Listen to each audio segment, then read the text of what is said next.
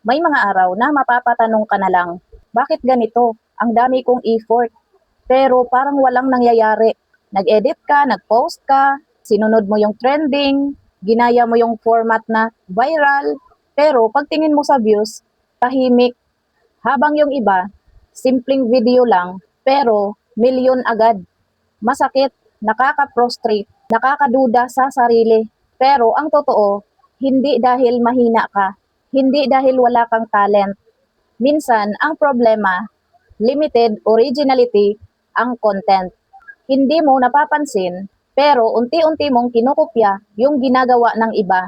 Parehong sound, parehong style, parehong galaw, parang naging echo ka na lang ng ibang creator.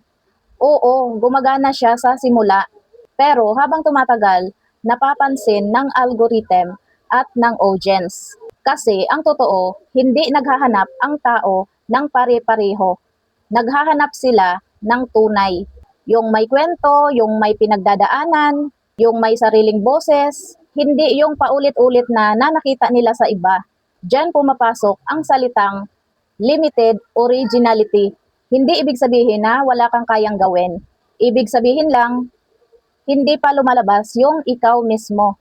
Kasi kahit gaano pa kaganda ang edit mo, kung hindi naman galing sa puso mo, mararamdaman yon. At bilang isang small content creator, ito yung pinakamahalagang realization. Hindi mo kailangang sumabay palagi. Hindi mo kailangang gayahin yung uso. Mas kailangan mong ipakita kung sino ka. Kung may pinagdadaanan ka, ikwento mo. Kung may natutunan ka, ibahagi mo. Kung may sariling pananaw ka, ilabas mo.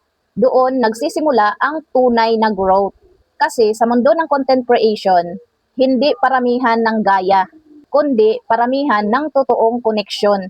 At tandaan mo ito, maaring mabagal sa simula ang original content.